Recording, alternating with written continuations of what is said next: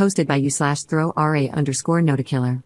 My 30F husband, Luke, 33M, had a sister, Laura, 29F. We were all close and saw each other 2 to 3 times a month, along with their parents. Almost 6 months ago, Laura fell down the stairs at their family home and tragically passed away. It was a freak accident. There's a window on the half landing, and she hit her head on the sill. I was the last person to see her. I was there for less than 10 minutes, and she was in her pajamas making coffee. I didn't even stay for a drink, and I struggle with how such a brief and meaningless interaction could have been her last. She deserved so much more. My husband and I have only been married for a year, but we've been together for 4 and have known each other for over 20. When Laura's parents found her, they called my husband straight away, and we rushed over. We faced the whole thing as a family. In the days after, Luke started quizzing me.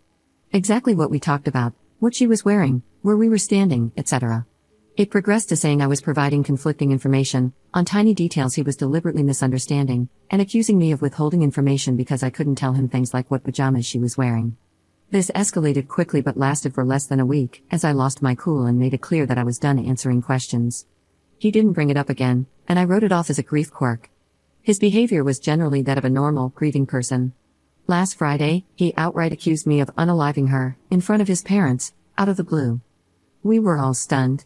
There was an inquest which recently concluded, and there was never any doubt the verdict would be an accidental passing. He said it was completely obvious and he couldn't believe that no one else could see it. He claims I went through his phone and found his messages with Laura and that I went over to confront her, and things got out of hand, and I pushed her downstairs. I have absolutely no idea what messages he's talking about. I have never looked at his phone. By the end, he was shouting about going to the police and getting the inquest overturned, and how I wasn't going to get away with it. Let me be clear, Laura and I had a great relationship. We all did.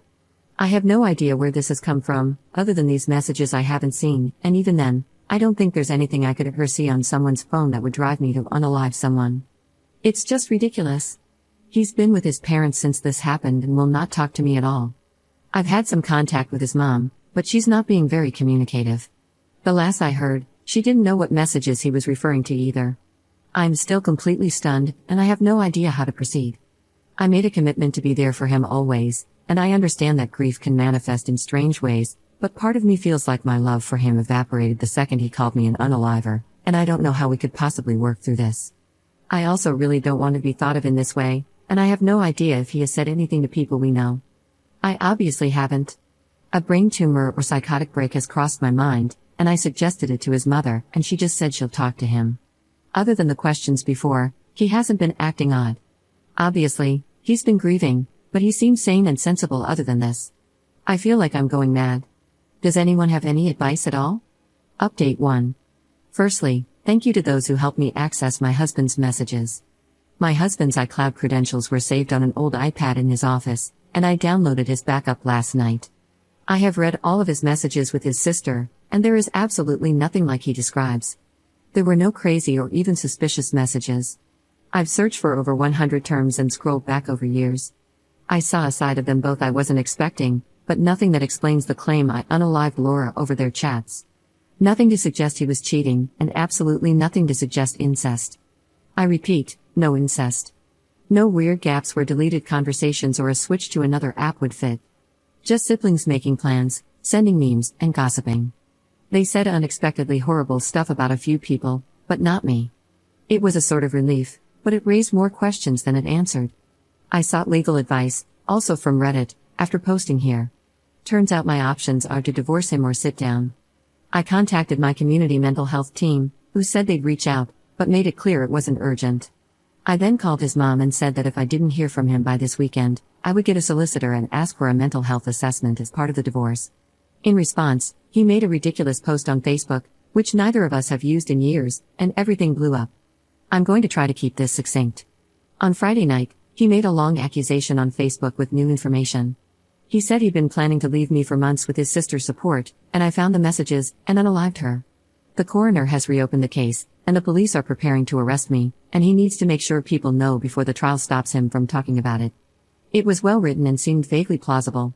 He messaged people links, so it got some attention. We live in our hometown and have a large circle of friends because we've been here all our lives. People I haven't spoken to since school were reaching out to me, asking what was going on. It was madness. In response, I posted the export of his entire conversation history with Laura. I linked to the chat along with a post explaining my side, and noted that I had changed my ex's iCloud and Apple passwords, and that if he wanted them back, he should comment on my post and update his own, admitting that he was lying. He eventually did. When I started getting messages about his post, I panicked, and changing his password seemed important to preserve everything because he'd know I had access. When I spoke to him the next morning, it was clear he wasn't having a mental episode at all, but was claiming one because he'd been caught in a big lie. As soon as he was outed, he called me, clearly drunk, begging and promising to explain everything if I deleted my post. I hung up and told him to call back the next day. He did, after many missed calls and texts, and he tried to bargain and guilt-trip me with his mental health until it was clear the wrong people had seen his conversation. It's hard to describe, but it seemed fake. It was too well rehearsed, and then this morning, when it was clear he was getting nowhere, he blocked me. Begging for mercy and reciting facts about mental disorders doesn't align with someone in crisis with a sincere belief that someone unalived their sibling. The question of why he did all this remains unanswered, and he will not be getting his passwords until it is.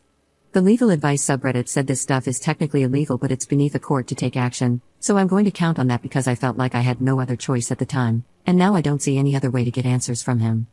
I am desperate and it's all I've got. So there we are.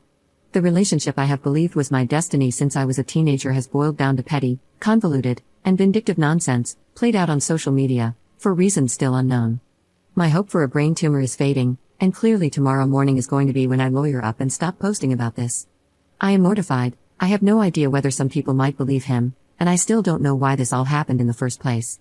Sorry I don't have a happier update, and thanks once again to everyone who offered advice.